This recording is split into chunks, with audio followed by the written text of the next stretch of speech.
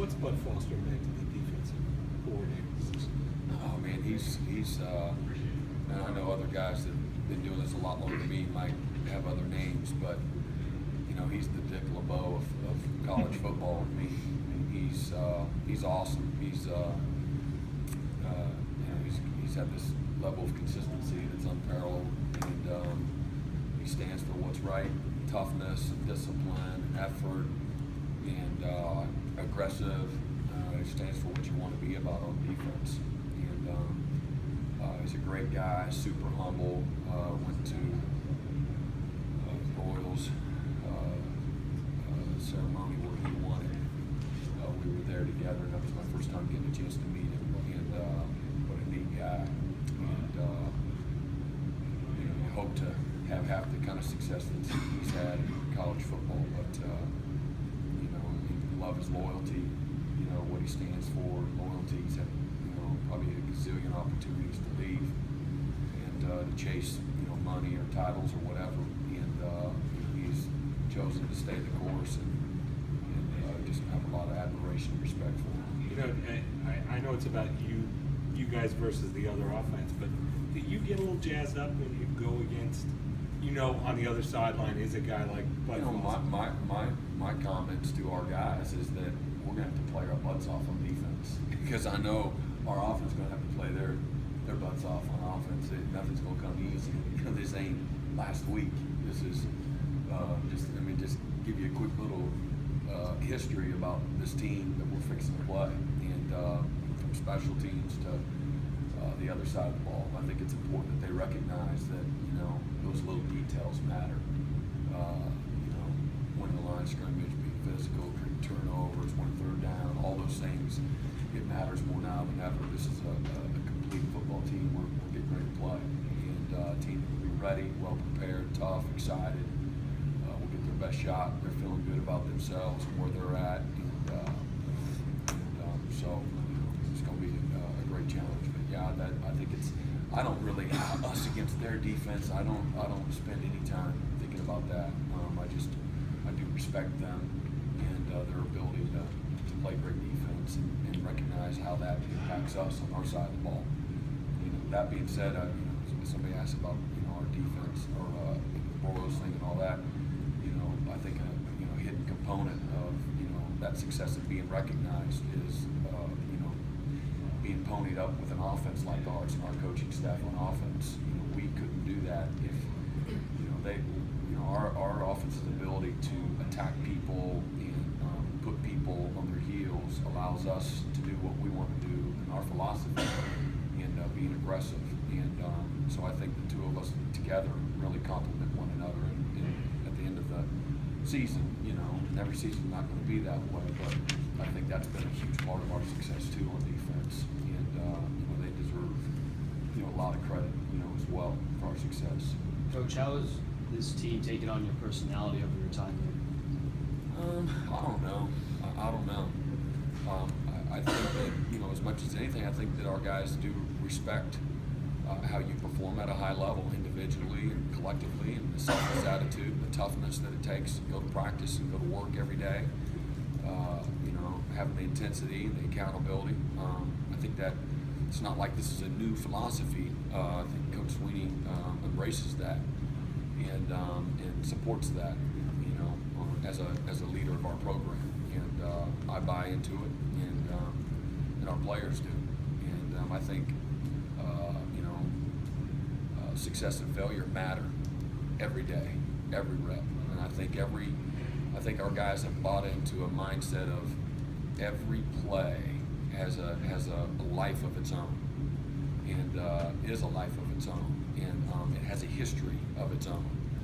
And we've really tried to get our guys to believe into that, and whether that's through film study or practice presentation, you know, all the things that it takes to, you know, improve themselves. And then, you know, our staff, you know, collectively, it's not like one guy, you know, it's all of us, and all of us promoting the same kind of mindset and attitude and toughness and, again, accountability, and that doesn't happen everywhere. And it starts with, you know, a head coach that, you know, has a philosophy, but everybody else that pulls that rope in the same direction and checks your egos and understands what it takes to win and win consistently. And I think when everybody has their nose down and is committed to each other and has loyalty within the confines of the team, and I think great things can be accomplished. And so I think that we have that. I think that's our. If our mantra is something, then I think that's it as much as it is anything. And a lot of respect for each other, both as players and coaches. Coach, there's still some football left to be played, but last Saturday when the seniors took that last huddle and came to the sideline, what was going through your mind as far as those players and what you've seen them go through? We're out of all the timeouts. So what are we going to do on defense now? Do we take a ball away? We got ball takeaway, the helmet stickers. You got jumped off sides, get him out. I was like, man, these guys don't have to leave. You got more eligibility. Quit trying to go so fast in life. 101. I'll be honest. I'm like, y'all don't. Maybe you do, but maybe you don't know what you really have.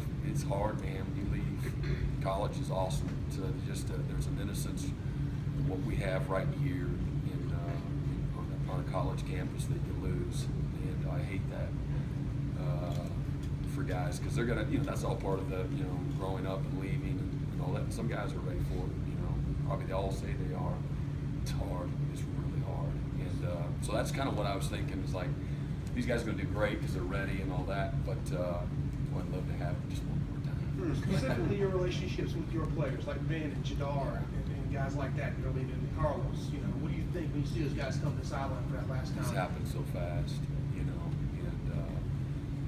a reminder to myself, I'm really not good at doing that, but like,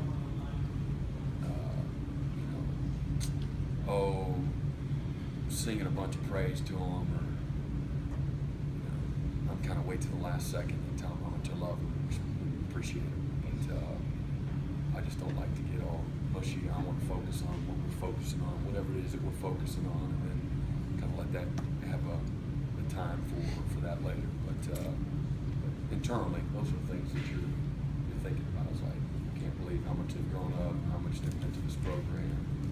Excited for them, also excited for them, what their future holds. And I'm really excited about all four of those guys because they are ready. And this experience at Clemson has really helped prepare them, but they've had a huge part into that too.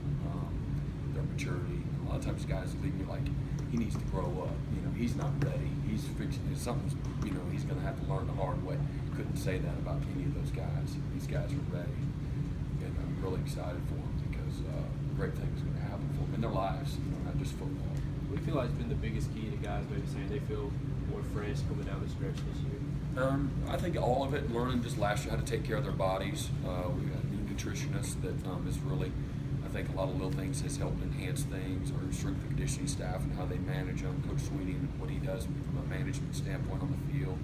Coach Sweeney does a great job too of when all the pressure for everybody else thinks, South Carolina's hoping that the pressure is going to cave Clemson in.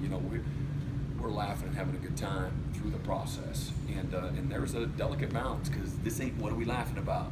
We have those moments too. This is not funny. This is not a casual sport. So trying to balance that and manage that is so difficult. And Coach Sweeney is a magician at doing that, and helping guys love what they're doing, laugh, in the process, but know how to work and take things seriously too. So, and then again, I think our bye week was different, and we have a little bit more depth. I think leadership was different. I think maybe some of the going through that.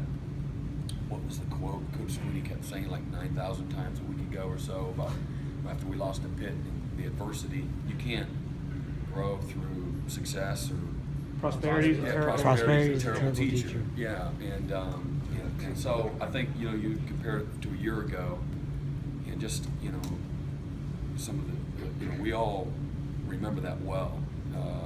Just again how we didn't finish like we wanted. I'm not talking about the end result. I hate the finality. Of just focusing on just the loss against Alabama in fatalistic, attitude that might be there or might not. I don't know. I don't have it, but just we all know we kind of survived, some of those games and jacked around, let people hang around, and didn't play, our best football at the end. And I'm talking defensively as much as anything. And so I think our guys, again, that adversity helped us this year too. Where we got a little bit more focus and a little bit more attention to detail. And again, we look at guys like Shaq and Dot had to play every snap last year, and they were terrific, but they were tired. And then some guys maybe didn't play every snap, and maybe weren't physically tired, but just they didn't really, believe what it takes. They thought we could just show up, and jack around, and people are just going to go away. And that doesn't happen, unfortunately. So Right. that's And- different.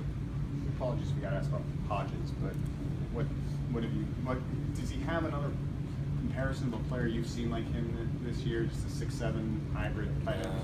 Really, he's in kind of from that standpoint, kind of all by himself in the category. So again, a great talent, big old target. When you're in the best position, he can still make you, pay. And be a tough matchup for anybody. Does Evans also, does he look to run similarly to how Jackson did? No, different, more between the tackles. And I know that Jackson will and has that wiry strength. He's got that. This guy's got the physical presence where it seems like he's always falling forward. And it's tough because, again, you got two different plays that are going on at the same time. You got to up your gut, ground and pound, gut punch, power with a big old quarterback. And then you got to be able to leverage the jet sweep and then the play action passes that come off of that same look. It's option football 101. Can you provide some insight into the sort of chess match between tempo and defensive coordinators over